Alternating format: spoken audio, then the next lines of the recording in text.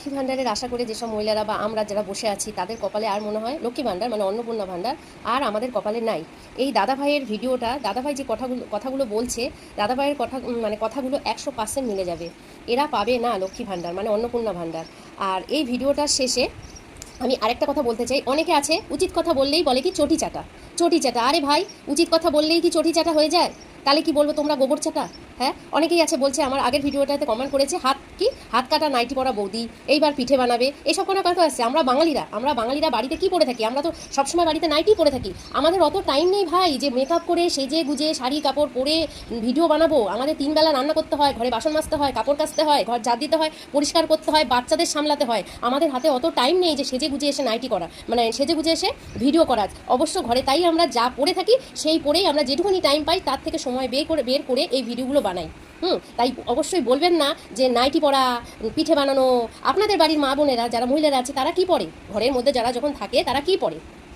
শুনেছি যে কোনো ধরনের সরকারি চাকরি, আধা সরকারি চাকরি কিংবা বেসরকারি চাকরি করলে কিংবা পেনশনভোগী হলে অন্নপূর্ণা ভাণ্ডার মিলবে না। শুনেছি যাদের পাকা বাড়ি অন্তত 3টি কামরা আছে তারাও নাকি অন্নপূর্ণা ভাণ্ডার পাবে না। কিন্তু একটা কথা মাথায় রাখতে হবে, 3 কামরার পাকা বাড়ি আছে তার মানে এই নয় যে তার পরিবার অত্যন্ত সচ্ছল, নাও থাকতে পারে। কিংবা যে কোনো ধরনের সরকারি চাকরি, আধা সরকারি চাকরি বা বেসরকারি করা মানেই যে কিংবা পেনশনভোগী মানেই তার পরিবার সচ্ছল নাও তো হতে পারে।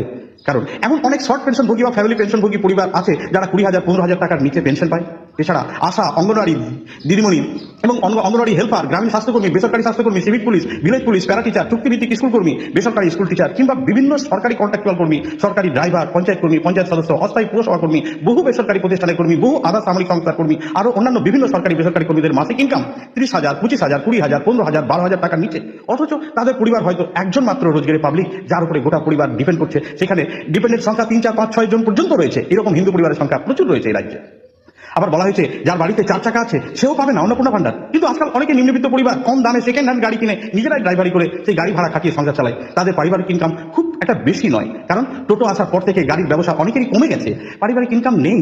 অথচ অন্নপূর্ণা ভাণ্ডারে যে ক্রাইটেরিয়া রাখা হয়েছে সেটা কড়াকড়ি ভাবে প্রয়োগ করলে পরিবারগুলো সব অন্নপূর্ণা ভাণ্ডার থেকে ঝেড়ে বাদ হয়ে যাবে। খুব পরিষ্কার ভাবে বলছি, বর্তমান যুগে এই দুর্মূল্যের বাজারে 4-5 জন সদস্যের পরিবারে 20 থেকে 25,000 টাকা কিছু হয় না। প্রতিদিন পুষ্টিকর খাওয়া দাওয়া ছাড়া তাদের কাপড় চোপড়, জুতো, অন্যান্য প্রশাসনিক সামগ্রী, পারিবারিক ইলেকট্রিক বিল, জলের বিল, দুধের বিল, মোবাইল রিচার্জ, কেবল লাইনের বিল, ডাক্তার খরচা, গ্যাসের খরচা, রাস্তার যাতায়াত খরচা, হাত খরচা, স্কুল কলেজের যাবতীয় খরচা, বিভিন্ন পুজোর চাঁদা, নিত্যদিনের চাঁদা, পার্বণের উৎসব এবং নিমন্ত্রণ রক্ষা, গিফট, বাড়ির মেইনটেন্স বা এই সমস্ত কিছু করতে গিয়ে যে পরিবার 4-5 জনের পরিবার এই 20-25-30 টাকাতেও কিচ্ছু হচ্ছে না। যদি এই ক্রাইটেরিয়া রাখা হয় তাহলে লক্ষ্মীর ভাণ্ডার বা এই অন্নপূর্ণা ভাণ্ডার অনেকেই বাদ পড়ে যাবেন। আর এই বাদ পড়ে